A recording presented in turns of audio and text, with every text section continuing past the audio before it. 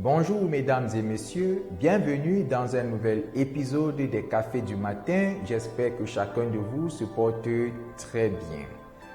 Avant de continuer, nous allons faire un bref rappel de ce qui a déjà été dit dans notre nouvelle thématique, comment développer des entreprises technologiques sur le territoire africain. Ayant fait le constat que la technologie est en évolution dans l'espace et dans le temps, et qu'il existe des pôles production et des pôles marché de la technologie, l'Afrique étant beaucoup plus un pôle marché de la technologie, nous avons nourri l'ambition de contribuer à l'effervescence de divers projets technologiques à fort potentiel commercial, tout en cherchant les voies et moyens pour pouvoir les réaliser sur le territoire africain. Ce qui implique d'investir davantage dans l'industrie technologique. Mais comment investir dans l'industrie technologique s'il n'y a pas une génération de tech entrepreneurs qui émergent? Pour l'instant, les actions sont encore individuelles, non génériques et non systématiques. Le but est de parvenir à un système où des entreprises innovent de manière permanente. Pour cela, il nous faut plonger dans une source abondante et génératrice de concepts technologiques à fort potentiel commercial. Nous avons cherché à identifier les secteurs les plus innovants ces 10 dernières années. On a trouvé l'automobile, on a trouvé l'électronique, on a trouvé le digital. En observant les diverses innovations dans ces secteurs-là, on fait le constat que lorsqu'un concept nouveau émerge dans le secteur, il y a un ou plusieurs axes de créativité qui se dessinent et qui orientent les innovations.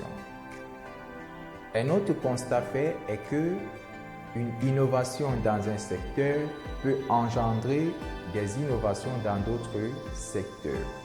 Par exemple, selon l'histoire de la technologie, on est parti des sciences physiques pour développer l'électronique. Et de l'électronique, on s'est appliqué à l'informatique. Et de l'informatique, aujourd'hui, nous sommes en train de tendre vers un secteur robotique plus intelligent à travers des concepts d'intelligence artificielle. D'où l'intérêt de rester en éveil pour capter les innovations qui changent notre quotidien.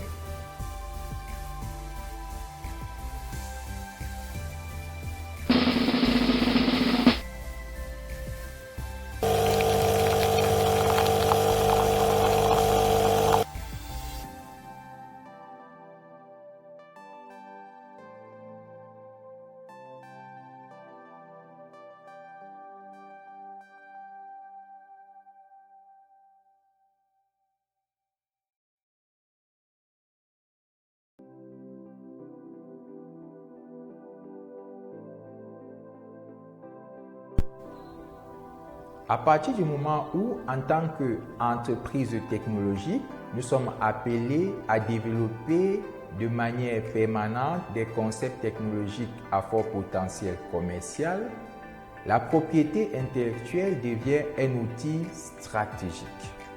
Alors, comment gérer sa propriété intellectuelle de manière efficace, de manière rentable? En effet, lorsqu'un concept nouveau émerge, il crée la différence avec ce qui existe sur le marché. Et s'il est bien valorisé, il apporte de l'argent à l'entreprise. S'il apporte de l'argent à l'entreprise, il éveille la concurrence, il suscite la curiosité. Ce concept est donc susceptible d'être copié en partie ou en intégralité dans le secteur où il intervient. D'où l'intérêt de savoir identifier les éléments protégeables dans son concept. Quels sont donc les éléments de propriété intellectuelle dans un concept technologique? Dans l'expression concept technologique, on a le mot technique qui ressort. Cela signifie qu'il existe une ou plusieurs techniques qui permettent de réaliser le concept technologique. Ainsi, il apparaît donc 3 niveaux d'innovation dans un concept technologique. En effet, l'innovation peut s'arrêter au niveau du concept. Cela veut dire que le concept, dans sa forme et son usage, est innovant, mais les techniques et les briques élémentaires qui contribuent à réaliser le concept ne sont pas nouvelles dans le secteur. L'innovation peut aller au-delà du concept en lui-même et porter sur les techniques de réalisation du concept. L'innovation peut aller également au-delà des techniques et porter sur les briques élémentaires qui permettent de réaliser le concept. Ces briques élémentaires sont généralement les matières premières ou les matériaux. On a donc 3 niveaux d'innovation dans un concept technologique. On a le niveau concept, on a le niveau technique et on a le niveau briques élémentaires. À chaque niveau d'innovation dans un concept technique, il est nécessaire d'identifier les éléments qui vont entrer dans la propriété intellectuelle de l'entreprise. Soit c'est la marque, soit c'est le dessin, soit c'est le modèle, soit c'est un brevet d'invention. Un point important à souligner, c'est que un concept a un nom. L'entreprise qui a développé le concept porte également un nom. Et les 2 noms sont susceptibles de constituer une marque à protéger. Un autre élément à souligner, c'est la différence entre dessin et modèle. Un dessin est un assemblage de lignes et de couleurs à 2 dimensions. Il est valorisé en tant qu'image. Et lorsqu'on parle de modèle, il s'agit d'un objet qui est industrialisable. C'est un dessin à 3 dimensions.